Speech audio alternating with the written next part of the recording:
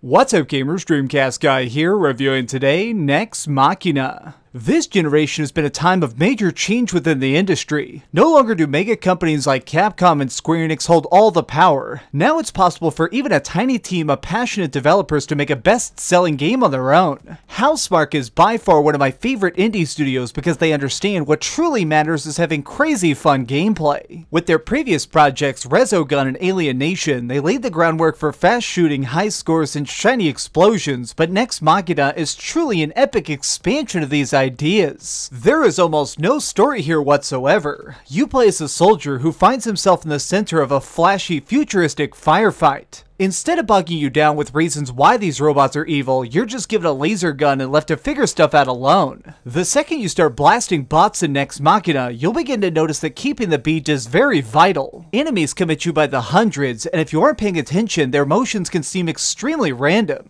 After all, without practice, they appear to be just a mindless swarm of locusts looking to kill every human they can get their robo hands on. What's really going on though is a smartly balanced dance of dodging and damage dealing. The soundtrack in this game is super high energy, pounding out electric music that even the most intense nightclubs probably want to put on, but this background techno serves to help you time your attacks. Whenever you dash, you can actually phase through your foe's strikes for a moment, opening up an opportunity to escape being cornered. While this is very useful, it also has a full second cooldown, meaning that whenever you use it, that dash better be perfectly aimed so you land behind your opponent. Mistakes can cost you dearly. Dying causes the entire map to reset, so even if you did everything flawlessly up to that point, it's gotta be done again. Luckily, this really just means that you're repeating the last 30 insane seconds you completed. Since we're constantly surrounded by thousands of these brightly colored bastards, each motion requires that you take instant action and hope it was the right choice later. The number one priority in any level is thinning out the herd with lightning fast shooting. For every weapon, you have infinite ammo, so don't worry about that. Instead, just concern yourself with staying alive and tracking your high score. In order to end a match with the biggest points possible, you need to keep your multiplier growing.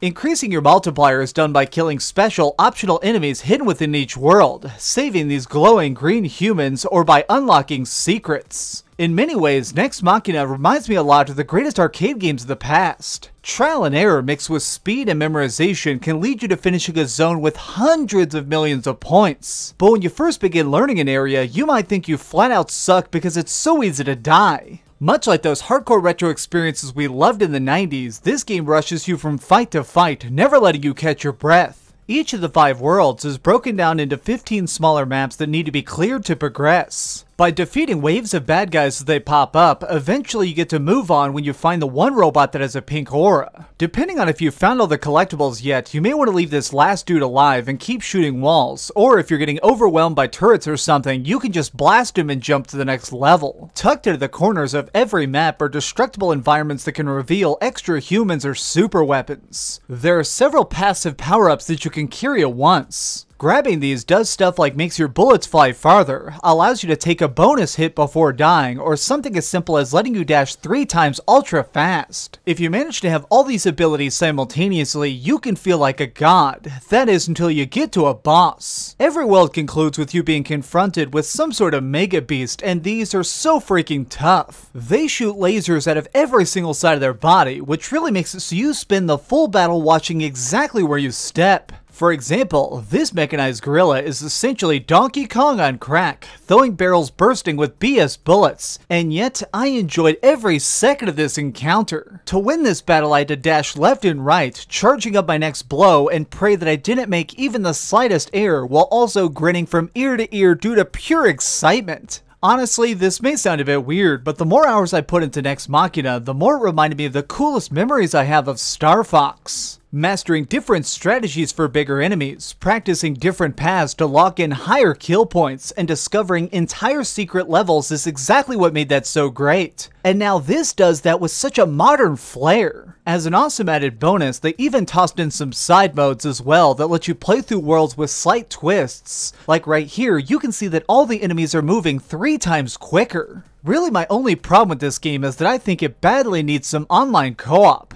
While it is possible to play local 2-player, many of my friends who love twin-stick shooters live really far away. So anytime we wanted to play together, I had to get them to drive all the way across town and play it over here. With how brutally unique this gameplay is, it's obviously intended to be experienced with a buddy. Okay, so we've heard a lot of good and some bad, but let's over the ratings board and put a big number on it. I am giving Nex Machina a 9.5 out of 10.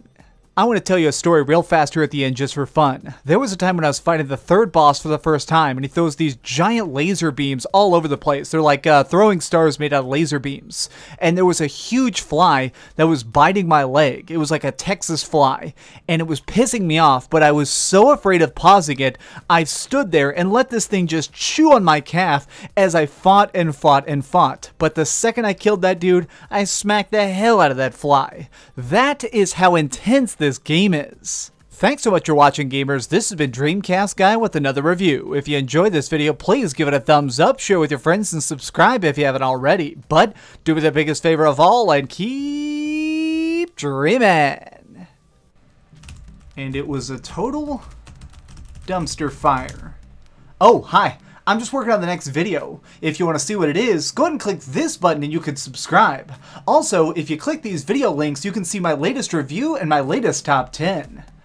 Now I'm just going to sit here for a minute and wait for you to subscribe. Oh, I guess I could put on these giant glasses. I literally found these on a roller coaster.